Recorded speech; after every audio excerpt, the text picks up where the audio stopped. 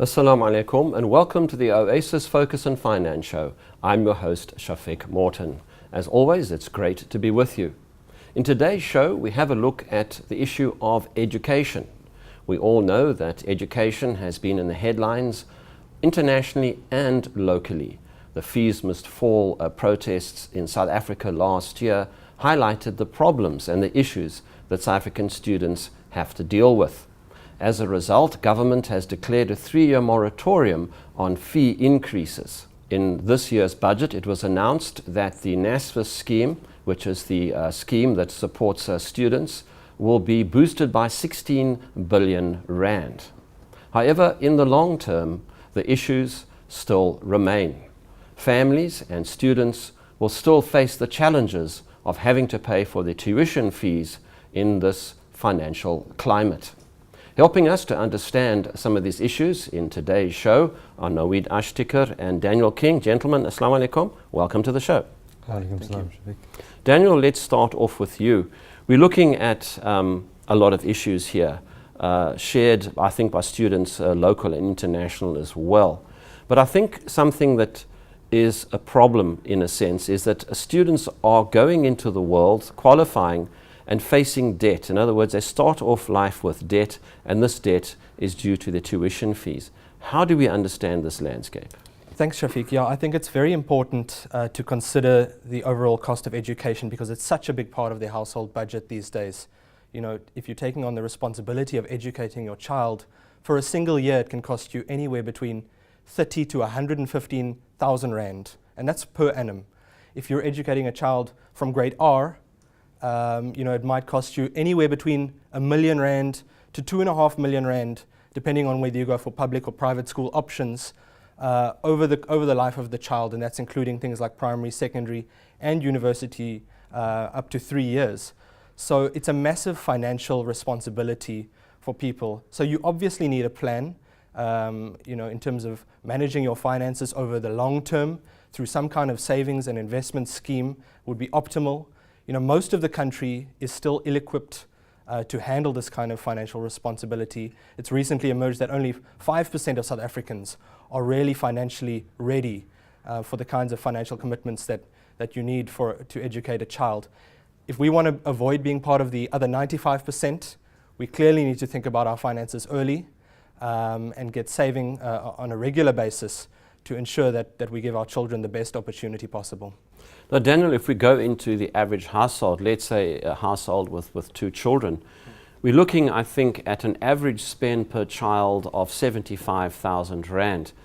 Now, how do we get to grips with this on an investment scale? I mean, as a family, as a breadwinner, how do we invest for our children's future, bearing in mind, obviously, that an investment in education is worth its weight in gold? I think the first thing that you need to understand clearly is your own financial position, the ins and outs. Secondly, you need to understand what kind of education are you wanting to provide for your child. So things like, are you looking for a public school or a private school kind of education? To what extent would you like to enroll your child in extracurricular activities, because that comes with its own expenses? And would you like to manage the financial responsibility of sending your child to university, giving them that opportunity, which is probably one of the bigger items today in education expenses in total? Through those 3 considerations, you could probably come to a relatively rough figure on what exactly you need to put away on a month-to-month basis to manage it overall. Obviously, the most important consideration would be your investment horizon in terms of dividing up your total responsibility into monthly savings. For example, if you're saving for a newborn child for their lifetime education, you could possibly get away with something like 500 rand a month to send them to university, and that is obviously before things like accommodation fees. But if we're thinking about a child who's already 10 years old, that figure may need to double or more to 1,000 rand and above. And then again, we have to consider the effects of inflation. Fees don't remain constant, although the university education fees are likely to remain relatively flat over the next 3 years due to government intervention. Over the long term, they must increase to handle the new supply of students that's coming through every year. And over history, it's been roughly about 9% per year inflation on average for education. So that's another thing we need to consider, the rising cost of education over the long term. But clearly you can see the difference between those two examples, the newborn and the ability to save maybe 500 Rand per month versus the 10-year-old where you maybe need to get in more than 1,000 Rand per month. That really clearly indicates the benefit of getting in early and the often referred to compounding effect that we deal with relatively often. Now, you are dealing with households on a daily basis, and you yourself have young children who are at school, and you have to get your children through their schooling. What sort of advice have you got in terms of investment planning, in terms of future scenario planning? Shafiq, it's often been said that for most parents, irrespective of age, race or income, one of their biggest dreams is to give their kids a decent education. And it's no different in our household as well. By giving them this opportunity to get a tertiary education and a decent education as well, it gives them the tools to be able to go out in life and establish a profession and, to earn their own income and be independent. Not only that, there's also the personal growth that you get by going to university, development as an individual as well. But also as a parent, I'm also conscious of the rising costs that we do have in education. And at this point in time, I don't think it's a gamble that we should take to think that the rising cost is going to stop once this current moratorium expires.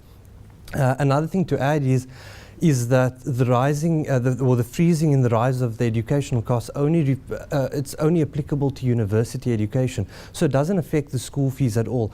I've actually prepared something just to illustrate the effects of the rising costs. So if we're using an estimated increase in the cost of education of 9% year on year, it's easy to show how the cost of education will increase with time.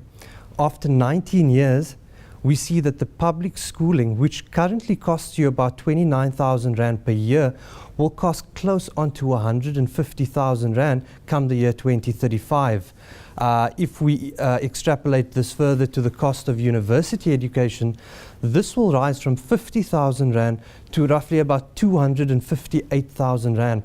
Now, this is a lot of money in almost any household. So you really need to start saving for the future in the most effective way. Naweed, what sort of funding options exist for parents, and what sort of practical advice would you give them as they look at this huge mountain of school fees? Shafiq, you know what? There are an array of products available on the market. So the first thing, just generally speaking, each person's situation is different, and that's why you need to consult with your advisor as always. But the first thing that we want to do is you need to find a product that's going to beat inflation, particularly over a period of time. The earlier you start, the better, because it allows for the compounding of growth and all of those other things that we've mentioned before. When it comes to the investment, you also want to pay as little tax as possible. You also want to be able to have that flexibility to be able to change your plan should need be, whatever may happen over this period of time. If you take all of these considerations into account, there are a number of options available. There's collective investment schemes, you've got tax-free investments, you've got endowments, also depending when you start. I mean, if you start at a young age, you maybe want to take a balanced approach where funds are exposed to equities, to properties and to income. You may also decide that you want to have additional domestic equity or domestic property, even offshore equity or offshore property exposure, all dependent on your specific risk profile. Now, with all of this out there, depending on the time that you do start investing, it is important that you do consult with your financial advisor. And for our listeners out there, there are ethical and Sharia compliant options available to them, which may be of interest to them. Now, Naweed, what happens is our children, they pass grade 12, we're all happy, celebrations, but then there's another reality, university education. What have you done, and what advice do you give in that regard in terms of our children going into the tertiary educational sphere? You know, the thing is, we all want to give our kids that opportunity to be able to go to university. So how do we plan for that? And I'll just give you a bit of a personal example, if I may. When my kids were born, I took out a 500 Rand monthly debit order into an investment plan. And the way I saw to it, or what I saw or calculated, was 500 Rand a month times 12 months of the year is 6,000 Rand.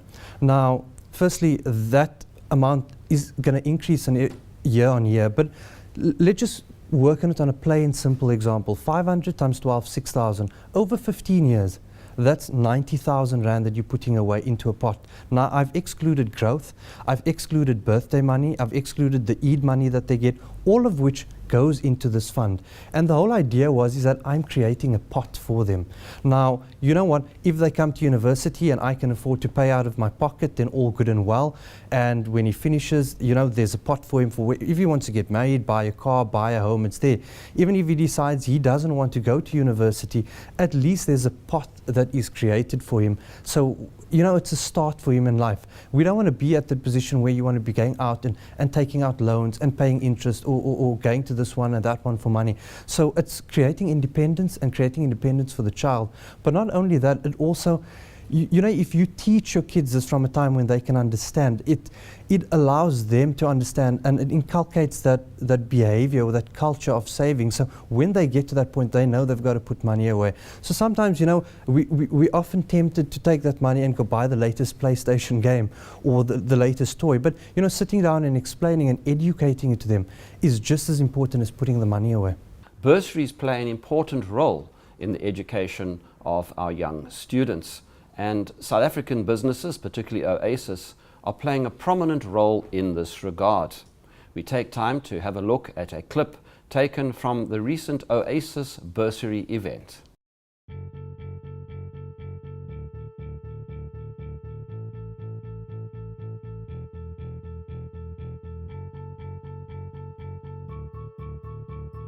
Education is a key way of changing the quality of life of our society and the wealth of a nation. The quality of education, access to education, and affordability of education are key items to ensure equality, fairness, growth, and we should leave nobody behind. Funding education should not result in any student being left behind.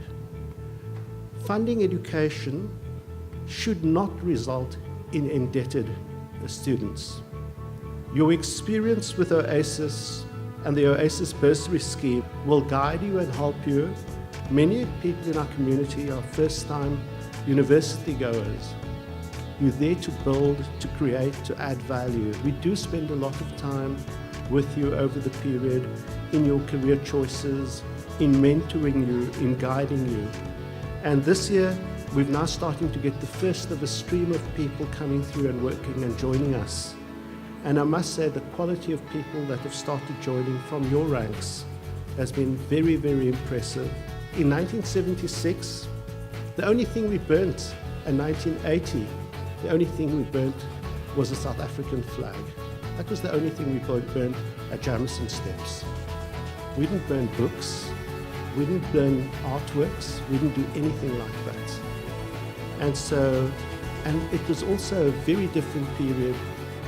It was a period where there was oppression, although the rule of the day was liberation before education. With the benefit of hindsight, that was most probably the worst thing we could have done to our society. Education, education, education, because education liberates. Liberation without education leaves people behind. Education will liberate and leave no one behind. You may disagree with many of the policies. You have what is called a vote. Use your vote and exercise your vote to put the best people in power to ensure we have a fair society. It's amazing because now I get to be recognized. My efforts and my ability to, you know, apply myself in the academic field has been recognized, and I'm able to study further and without having to worry about finance, which is a huge load off my shoulders. Oasis are socially responsible initiatives, which includes our bursary scheme, is part of our effort to improve the quality of life for all and leave nobody behind. The Oasis bursary program has been put in place to ensure that hard-working achievers are given the opportunity to further their education. For some, admission to the 2016 program will be a continuation of the existing relationship, and for others it is a beginning and one that will see you become part of the Oasis family. Many of you that received bursaries last year on the program spent some of your holiday with the Oasis team. We trust that your time here provided you with insight and gave you a perspective on the commitment required within the Oasis working environment. Oasis is dedicated to providing real value to its clients, stakeholders, and the community, and relies on all its team members to achieve this. One day, some of you will join this team and take your place in this growing and dynamic organization. It means a lot to me because it takes a lot of weight off my parents, and not only have I gotten financial support, but I've also gained work experience because I'm studying medicine and we have a health awareness week here at Oasis. So I've learned how to take blood pressure and glucose levels, even though I was first year last year. So I've learned a lot. So we urge all students, including all of you, to be focused on academic excellence, to be focused on enjoying the experience of university, to be focused on enjoying the experience of meeting new people, new friends, and enjoying the massive social diversity we have in this beautiful country.